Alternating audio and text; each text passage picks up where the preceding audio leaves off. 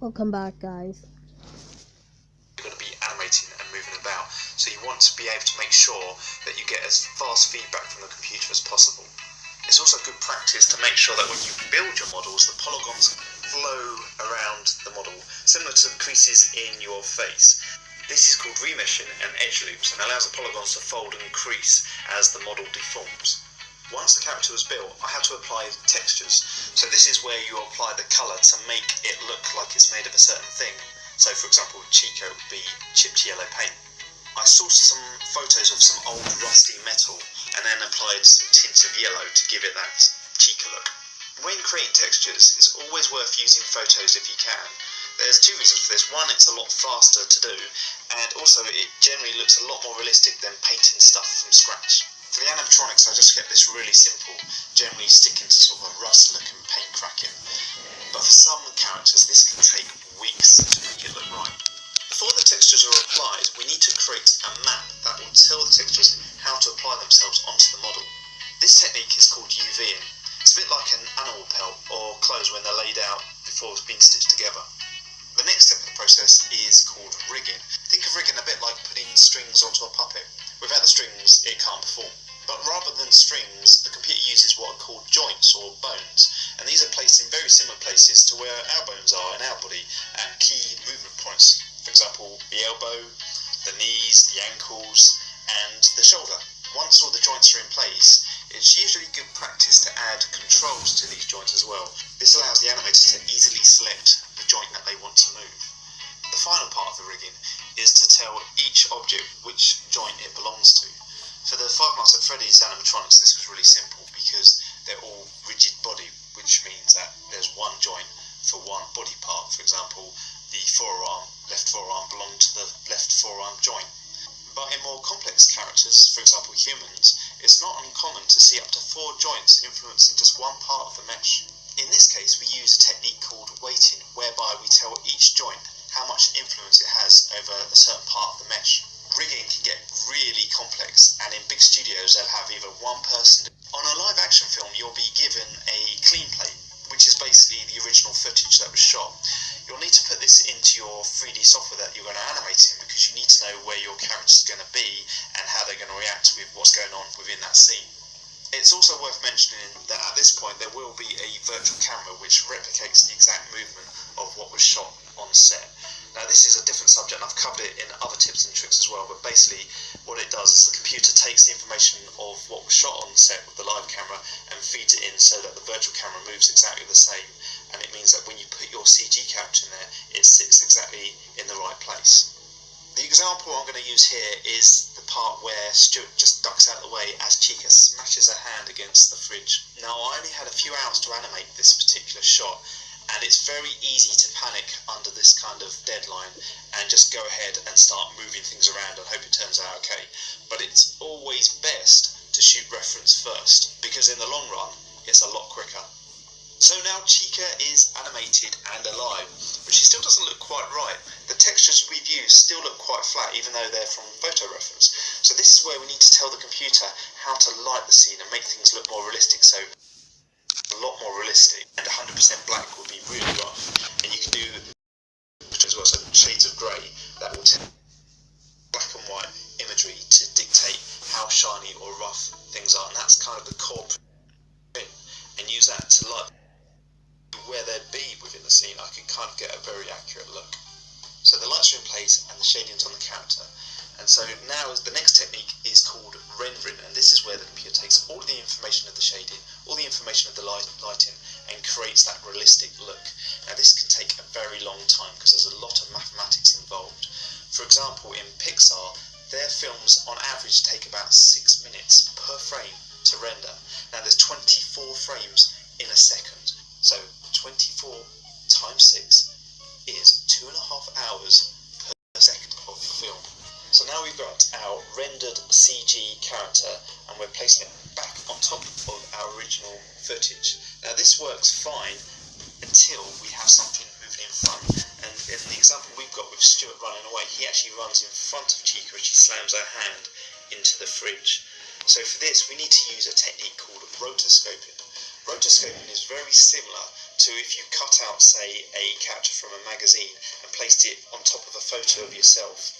But one thing to remember, again, there's 24 frames in a second, so that means you have to cut out that character 24 times. Now, there are techniques, and the computer does help speed these things up, but it can still take a very long time to do this. The final step is to usually add just a bit of colour correction or grain to the CG character, as even though the computer does a really good job of trying to match it to the original footage, you usually find it never quite sits right. There's usually just a little bit more tweaking, a bit more motion blur and things like that that just help cement it and sit it in the original scene. Phew. So there we go. That was a long one, I know, and there was a lot to take in. But you have to understand that was actually quite a brief overview of the whole thing as well. There's a lot more complexity to it, which is one of the reasons actually why you see so many names at the end of the credits on a film. But I hope you enjoyed it, and I hope you stick around for the next tips and tricks, which will be in a fortnight's time. So remember to... Yeah.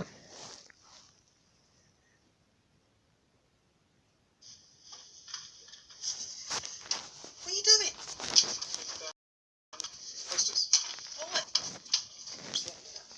Head of what?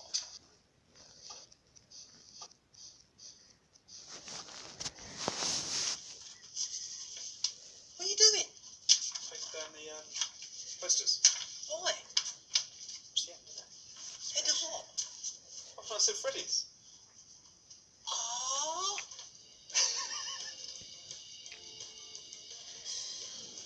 Hello and welcome to. We were going to do a vlog now, but I can't even remember what it is. So It's our weekly vlog. Our weekly vlog. Yeah. Could be 42. Yeah. Anyway, so yeah, end of Five Nights at Freddy's. Yeah, Peter's finally finished the last episode 4. So if you haven't seen it, check it out now. It was released on Friday, 7 o'clock GMT.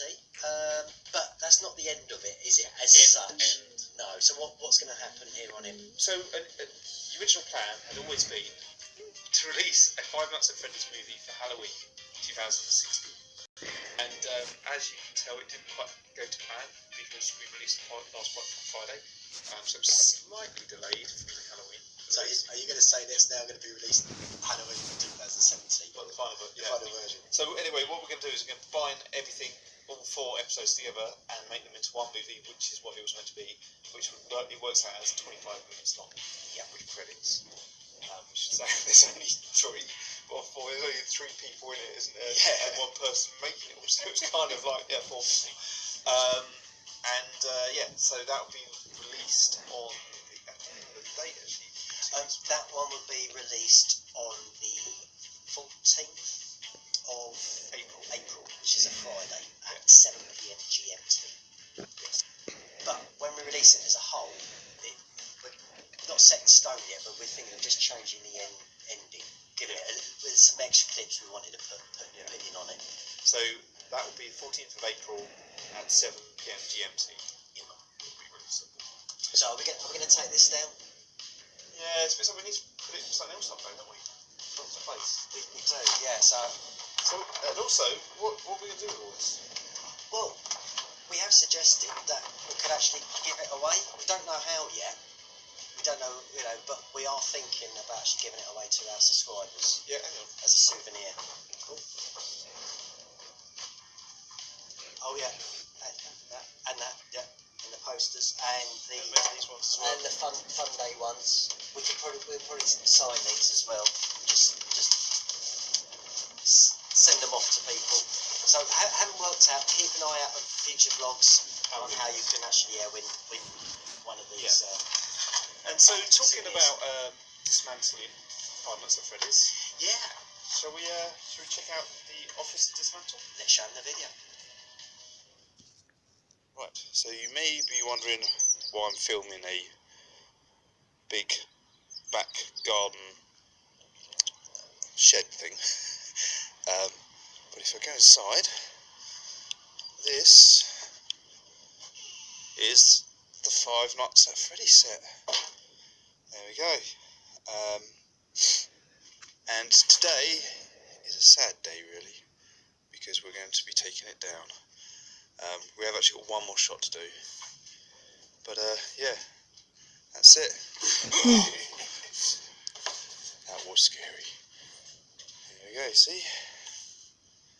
So yeah, so what's the plan today, Stuart? Well, we've got one pickup shot to do, which requires us to move the floor back.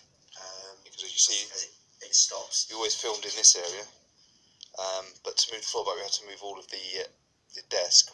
We didn't want to do that while we were mid-filming because it might ruin it, because it's quite